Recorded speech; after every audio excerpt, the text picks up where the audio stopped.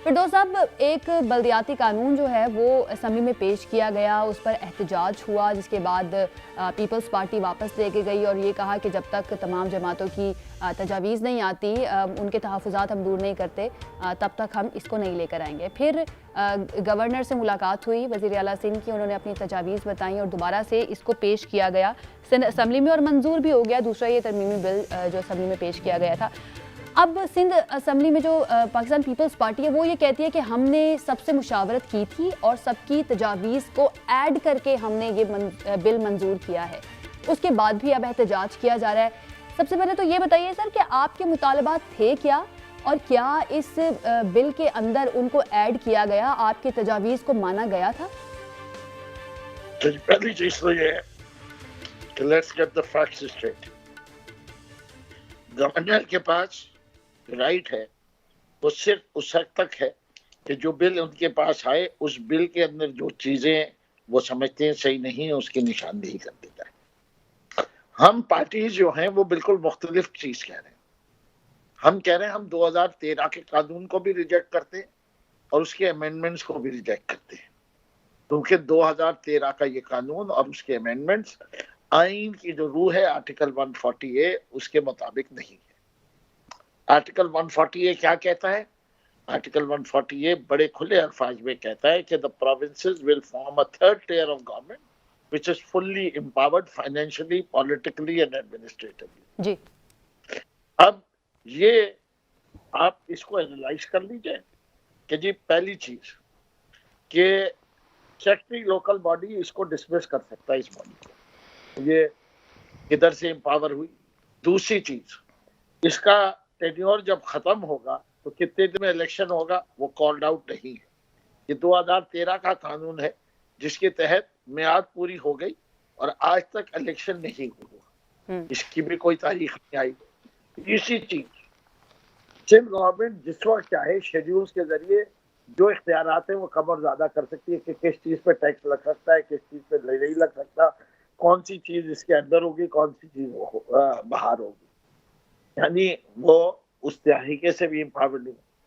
चौथी चीज, इन्होंने ओरिजिनली इन्वेस्टेड ये किया, जो पहला कानून था जो बाद में उन्होंने तब्दील किया कि वो शख्स जिसको इलेक्ट भी नहीं हुआ हो वो भी मेयर बन सकता है, वो भी चेयरमैन बन सकता है, वो भी नाजिम बन सकता है, वो भी सीक्रेट बैलेट से।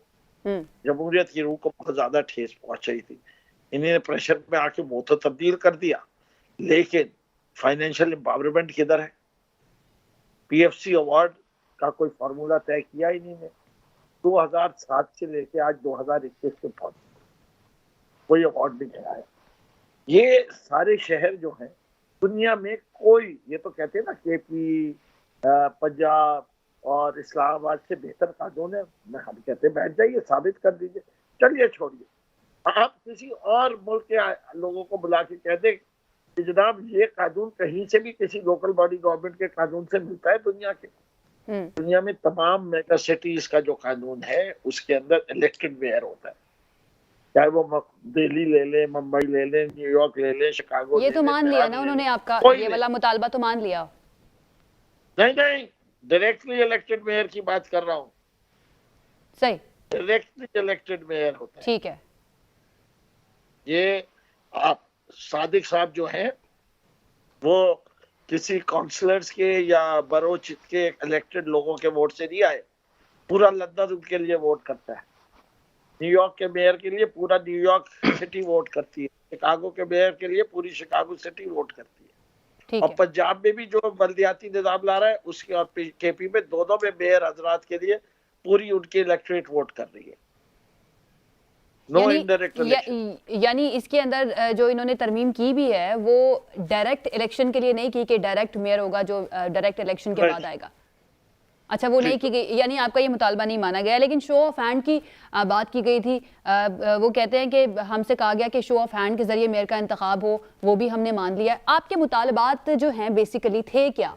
पाकिस्तान तरीके इंसाफ के एपीसी भी जो हुई थी एमक्यूएम की, पहला मुतालबा ये कि इसका जो टेन्योर है और इसका जो री इलेक्शन है वो उसी तरह होने चाहिए जिस तरह कौमी असेंबली और सूबाई असेंबली का होता है कि जब उसकी मियाद पूरी होती है तो 60 दिन के अंदर और अगर डिसॉल्व होती है तो 90 दिन के अंदर दोबारा इलेक्शन करा दो, लाजिम बंद हो गए। पहला मुतालबा।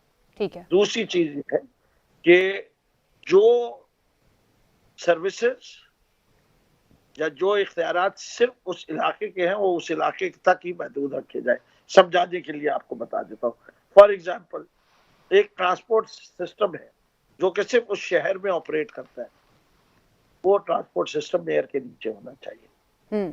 अच्छा, एक पार्क है जो सिर्फ उस इलाके को सर्व करता है, वो उस यूपी के अंडर होना चाहिए। एक स्कूल है, प्राइमरी स्कूल, जो कि सिर्फ उस इलाके के बच्चों को सर्व करता है, वो भी यूसी के अंडर होना चाहिए। एक सेकेंडरी स्कूल है जो 2 या 3 यूसी को सर्व करता है, वो मेट्रोपॉलिटन सिटी के नीचे हो जाए या म्युनिसिपल कमेटी के नीचे आ जाए। जो जितनी जगह है, लेकिन हर चीज पे ये जी कराची बिल्डिंग कंट्रोल अथॉरिटी जो कि सिर्फ कराची के अंदर नक्शे अप्रूव करती है, वो सूबाई हुकूमत के नीचे क्यों आए? उसका नाम सिंध बिल्डिंग कंट्रोल क्यों करके उसको सिंध गवर्नमेंट के नीचे कर दिया जाए? अच्छा, इसका जवाब फिरदौस शमीम नकवी साहब वो ये देते हैं, पीपल्स पार्टी के रहनुमा, के जिस वक्त मुस्तफ़ा कमाल साहब मेयर थे उस वक्त वो बहुत ही ज़्यादा एम्पावर्ड थे और उन्होंने वहाँ पर गैर कानूनी काम किए, इसलिए हमने इस कंट्रोल सिस्टम को रखा है कि ये जो कराची के किंग बने हुए थे इनसे थोड़ी सी ज़रा इख्तियारात जो हैं इनको जवाबदेह बनाया जाए। इसका जवाब वो ये देते हैं यही वाहिद तरीका है। पहली चीज का इसके लिए यही वाहिद तरीका है। दूसरी चीज है, इन्हीं ने तो पहले टाउन सिस्टम भी रिजेक्ट कर दिया था, डिस्ट्रिक्ट्स लेके आए थे। अब क्यों चेंज ऑफ हार्ट हो रहा है? इससे कि उन्हीं ने कराची का कीमा करना था। उन्हें पता था कि कराची के अंदर उन्होंने बंदर बाट करनी है। वो कराची के 28 टाउन बना देंगे, 25 से 28 टाउन, और फिर कहेंगे कि देखिए 30% टाउन तो हमारे पास है, 20% टाउन तो हमारे पास है, और वो उस बंटवारे में अपने आप को जरा ज्यादा मजबूत करना चाहते हैं। उनकी जानिब से ये कहा जा रहा है कि हमने तो पहले से ज्यादा एम्पावर कर दिया है जो बल्दियाती नुमाइंदे हैं या मेयर हैं उनको, उनकी जानिब से ये कहा जाता है। खेलदार साहब, सिंध की तमाम बड़ी जो सियासी जमातें जो अपोजिशन में हैं उनकी जानिब से अब कहा जा रहा है कि वो एहतजाज करेंगी। आप भी शामिल थे APC में जो MKM की तरफ से बुलाई गई थी, आपकी जमात भी शामिल थी, तो क्या नून लीग भी शामिल होगी इन एहतजाज में अपोजिशन के साथ? बिल्कुल आयशा, हम ऑल पार्टीज कॉन्फ्रेंस जो MKM ने बुलाई थी, हम टोकन के तौर पे उधर गए थे, उनकी बातें सुनी और हमने अपना पॉइंट ऑफ व्यू भी उसके सामने रखा और हमने कहा कि हम मुशावरत करके पार्टी के अंदर फिर कोई लाएमल बनाएंगे। उसके बाद पीपल्स पार्टी का एक डेलीगेशन भी हमारे पार्टी के सदर शाह मोहम्मद शाह और मिफ्ता इस्माइल ज़ुबैर साहब मौजूद थे, उसके घर पे आया था। उन्होंने भी अपना पॉइंट ऑफ व्यू जब कानून साजी कर दी उसके बाद आके रखी। उनसे भी हमने ये बात की कि हम अपना लाएमल आपको बताएंगे और हम भी इस पे गौर विचार कर रहे हैं। बात मेरी ज़ाती में पॉइंट ऑफ व्यू आपको बता दूं, देखें ये जो इस बल्दियाती एक्ट जो आया है उसके तो तहफ़्फ़ुज़ात या उसके मामलात वो तो एक अलग जगह है, उसकी अपनी अहमियत है और उस पर बात करूँगा। मगर जो उस पर सियासत शुरू हो गई है MQM की तरफ से, पूरे शहर में पोस्टर लगाए जाते हैं, देही सिंध, शहरी सिंध, एक नफरत अंगेज पोस्टर लगाए गए हैं या जो नफरत अंगेज बातें की गई। उसके बाद चीफ मिनिस्टर सिंध ने असेंबली के फ्लोर पे जो तकरीर की उसका जवाब दिया या उस पर जो तनकीद किया, जो बहुत एक बड़ा मतलब जो उसका स्टेटमेंट था, तो मैं समझता हूँ जो MQM वाले हैं वो मुहाजिर कार्ड खेलते हैं और पीपल्स पार्टी सिंध कार्ड खेलता है। इस सारे इन दोनों कार्ड में ये अपने वोटर को मतवजा करना चाहते हैं, अपने जो वोट उसका जिसमें उसमें कमी आई है वो उसको बहाल करना चाहते हैं। कारकर्दगी कहीं पे भी नहीं है। तो मैं समझता हूँ एक हसास मामलात है, इस पे आप इतना पॉलिटिक्स ना करें। आप एक इस सूबे की कराची से लेकर कश्मीर तक एक उसकी तरक्की और खुशहाली के लिए मिलकर आगे बढ़ें। ये नहीं हो रहा है, मगर ये सारा ये हमेशा होता है, आज की बात नहीं। ये पीपल्स पार्टी MQM को ये वारा खाती है ये सियासत कि वो शहरों में एक बात करे, वो दूसरी बात करे पीपल्स पार्टी। तो इससे मैं समझता हूँ नफरतें जन्म लेती है और ये नफरतें 2013 में जब नवाज शरीफ साहब आया था उसको दफन कर दिया था। इस शहर को पुरअमन करने के लिए पीपल्स पार्टी, MQM तमाम स्टेक होल्डर को बिठाया था, इवन PTI को भी, जो भी पार्टियां थी मिलकर हमने national action Karachi target operation किया, इसको पुरअमन किया। अब ये शहर जो कराची है पानी मांगता है, ये शहर कहता है मुझे साफ अच्छी ट्रांसपोर्ट मिले, मुझे हेल्थ का निज़ाम मिले, सेवरेज सिस्टम सही हो। बात ये है कि देखें, मैं जामशोरों में रहता हूं, अभी कराची में मेरा घर है।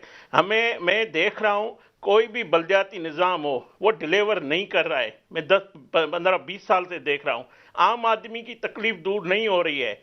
आप टाउन कमेटी थाना बुला खान जो हमारे गांव में है, मैं उसको देखता हूं, उसको 50 लाख रुपए महीना मिलता है, वो 50 लाख तनख्वाह में चले जाते हैं। केएमसी में जो पैसे आते हैं वो सारे तनख्वाहों में चले जाते हैं। जो बेड गवर्नेंस है, ये जो इजाफी बोझ है, मैं कहता हूं कि हम कराची से लेकर कश्मीर तक जो भी बल्दियाती सिस्टम है उसको मजबूत करें, उनके जराए बनाएं कि वो उनकी आमदनी भी हो, खेलदार साहब, ताकि यही वो तो खर्च हमने कर देखा है सकें। ना पिछले